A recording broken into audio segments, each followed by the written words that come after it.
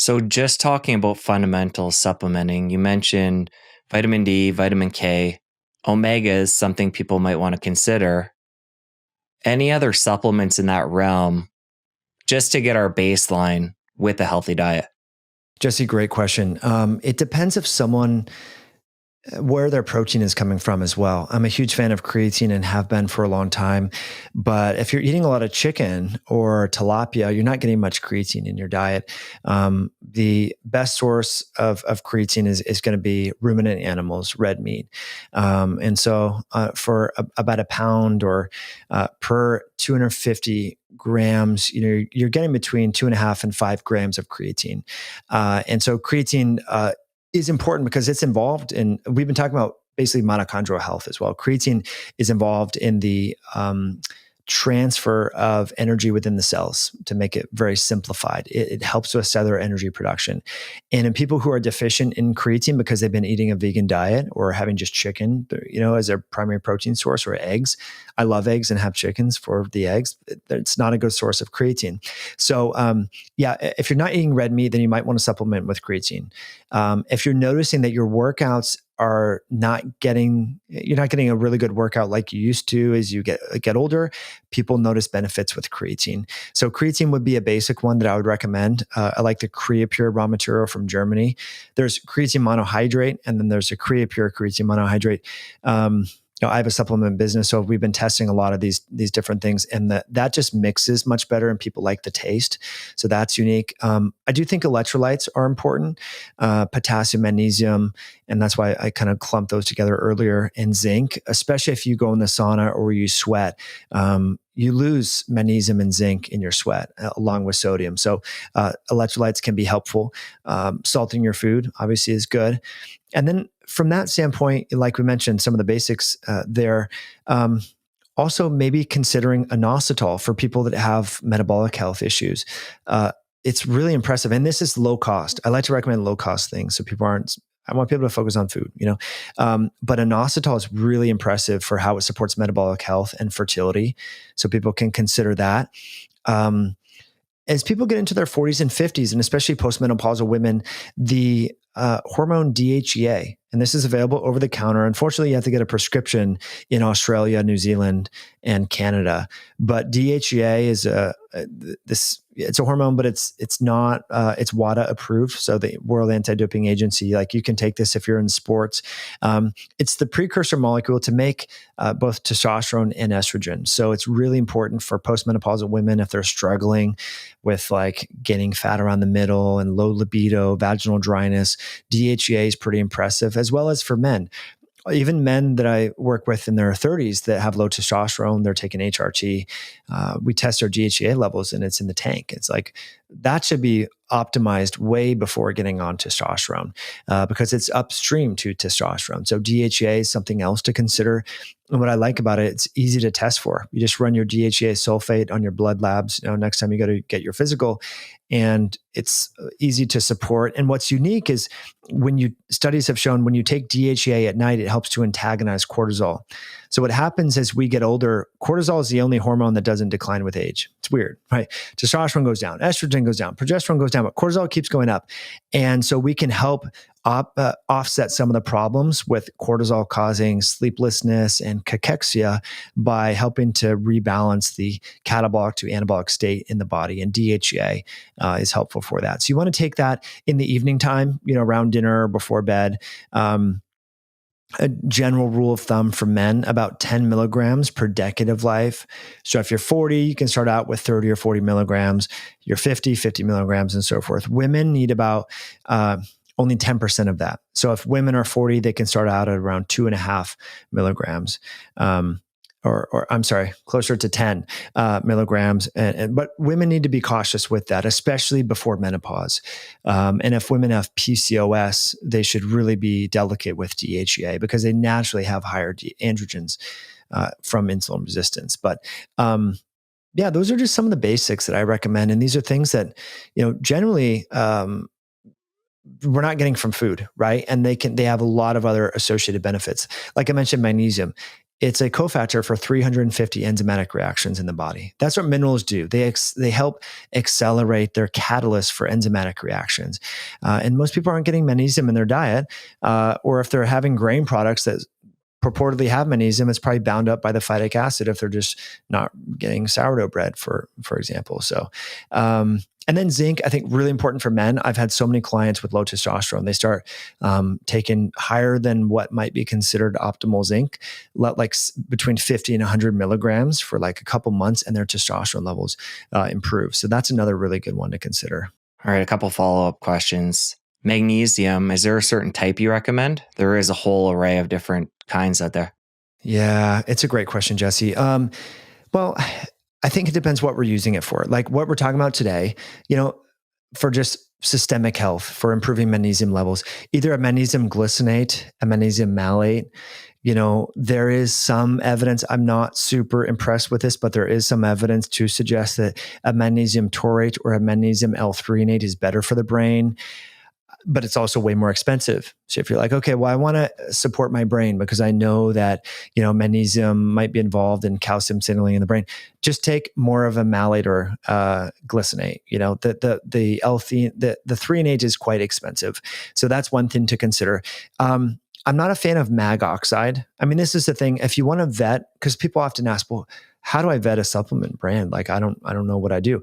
You want to look for three things. You want to look for the magnesium form. If they're selling magnesium oxide, they probably don't know what they're doing. It's the cheapest magnesium out there.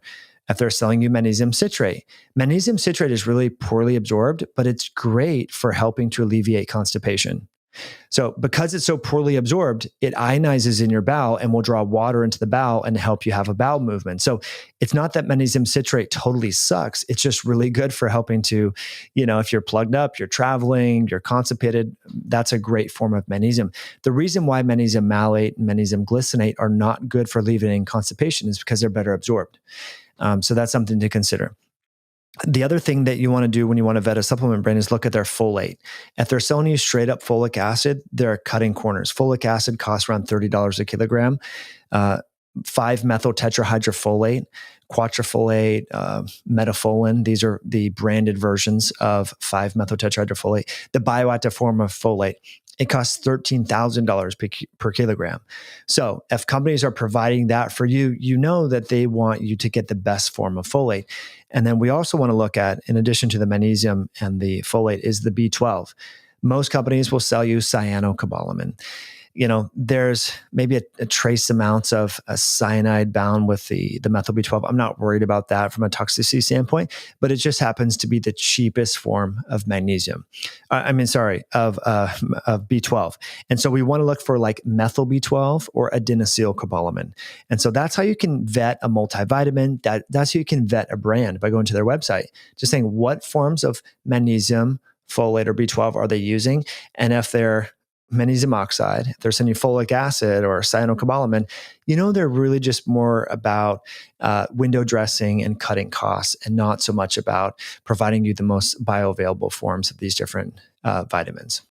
Some great guidance there. That's really important. And for magnesium, what do you look for dosage-wise? And how do you feel about taking that before bed to help with sleep?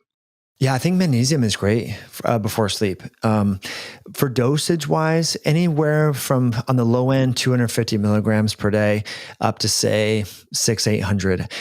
Yeah, I think people get excited about magnesium. I've seen so many comments, if I make videos about magnesium and all that, people are like, I take 800 milligrams every day. And it's like, I don't know that you need that much all the time, unless you're like if you're an endurance athlete who's training in Tucson, Arizona and sweating, 90 to 180 minutes a day and going in the sauna, then more magnesium, more zinc would make sense if you're sweating a ton. But most people are fine, at 250, 300 milligrams per day.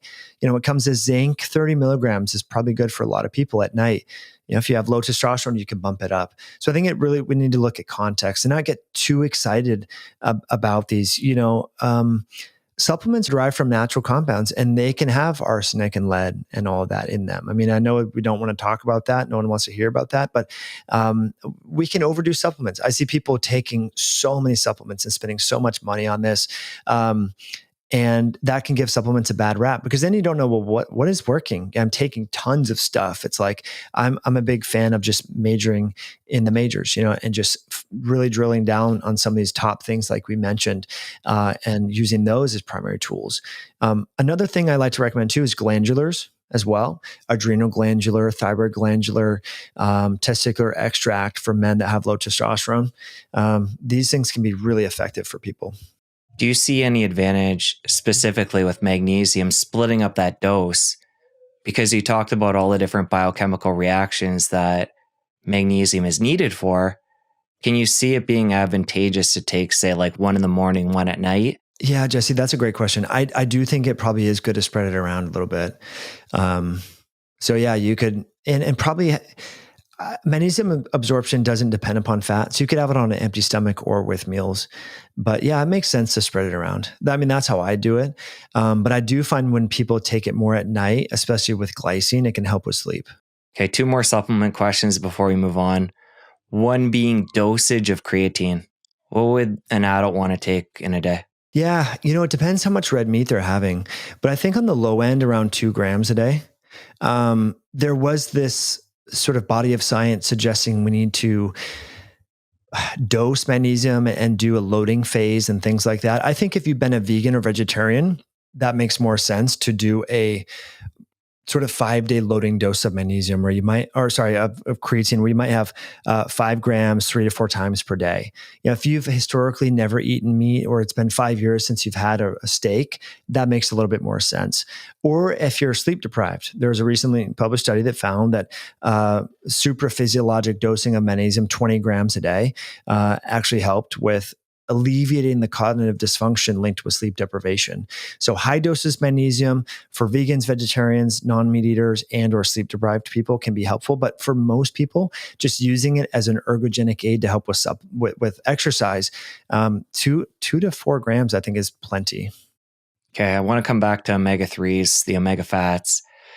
There's controversy when it comes to supplementing with fish oil, rancidity, quality of products.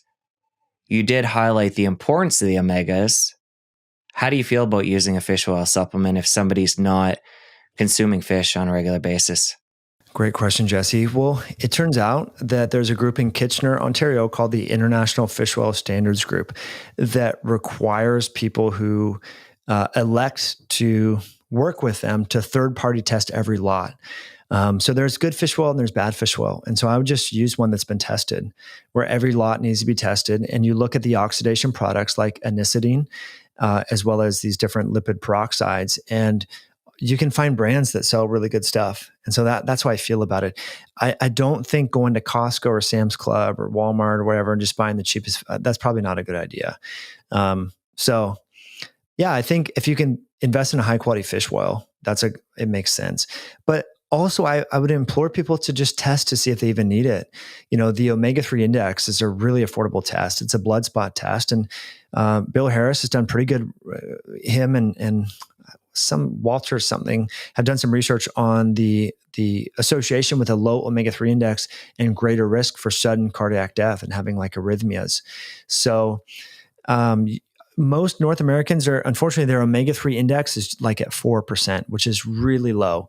Whereas in Japan, it's closer to 8%. So to optimize the health of your cardiovascular system, you want to be closer to 6.5% on your omega-3 index. And, if you're eating a diet that doesn't have any omega-3s, then you're going to be closer to that 4%. And I think that, especially if you want to have children, you want to optimize the health of your brain, I think supplementing periodically, maybe it's not every single day, but it could be 2 fish oil caps 3 nights a week, for example, with dinner, especially if you don't eat fish or you're worried about the quality of fish. If you enjoyed that clip, you're going to want to head over here and catch a full episode. I'll see you over there. The thing that's going against us, especially if we're living life blind and drinking soda and having just sandwiches and french fries and not moving, is as our metabolism falls into this so-called insulin resistant or metabolically dysfunctional category, we naturally become more catabolic. Our muscle becomes compromised. And part of that is because